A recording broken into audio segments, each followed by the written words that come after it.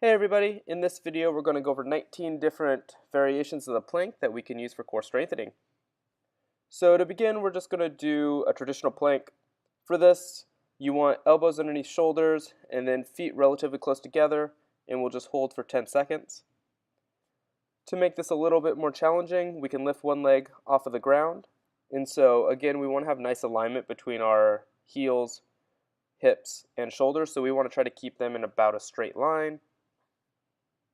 To progress that one, to make it a little bit even more challenging, we could do some hip abduction, so just moving our leg out. Now we'll switch to arms, and so I'm just lifting one arm up. We don't want to try to rotate our body too much, but just enough to get that elbow off of the ground. This one, so it's just basically holding the top position of push-up. Again, still holding for about 10 seconds there. These ones are called seesaw planks. So we'll be in a traditional plank position and we're just going to rock our body up and then back down. Again, just trying to keep good alignment between everything. So all the motion's either coming from the shoulders or the ankles. These ones is a combination between the elevated plank and a traditional plank. And so we're just going to go down onto the elbows and then up into the hands, keeping the core nice and engaged throughout the whole motion. You also want to switch arms so that you're using both the left and the right. So start with the left, and then next one, start with the right. The Buttress Plank is another one of my favorites here. So we're in that elevated plank position, and I'm just going to place my hand on my shoulder and hold for 10 seconds. And then we can also do another variation of that and just do shoulder taps. So we can go for somewhere between 5 and 10 shoulder taps on each side, and then take a break.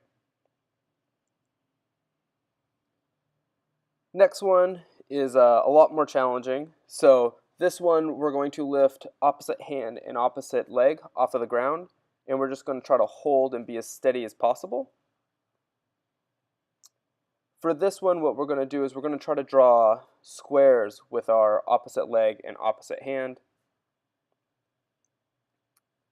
This one we're going to add a little bit of instability by adding an exercise ball. So just a traditional plank on that ball. Be sure to try to push your elbows away from you on that. That'll help engage the serratus anterior. This one here is just a ball rollout, and so same position as we were just doing, but we're going to try to roll that ball as far away from us as possible, again trying to maintain good form in through the core. This is an exercise popularized by Stu McGill, who's one of the leading researchers in low back pain. And for that one, we're just drawing circles with our elbows, both clockwise and counterclockwise. This one here is a lateral crawl, and so we're just in that plank position and then just walking to the sides. This one, I'm using a Valslide or furniture mover. If you have hardwood floors, you can use a towel as well. And so I'm just reaching up above me as far as I can and then bringing it back towards me. This one, same concept, but this time we're going to just slide the furniture mover out to the side and then back in. These are also really good shoulder exercises as well, but definitely works the core. And so this is kind of just the combo. We're just doing circles, trying to make them as big as we can while not moving into the core. So the low back's got to stay stationary. And then finally, seal walks, Valslides on the feet, and we're just going to walk up and back, keeping that core nice and still. Thank you for watching our video on plank variations. Hopefully it gave you some ideas on how to keep your core exercise routine exciting. If you did like this video, please give it a big thumbs up, and don't forget to subscribe to our channel.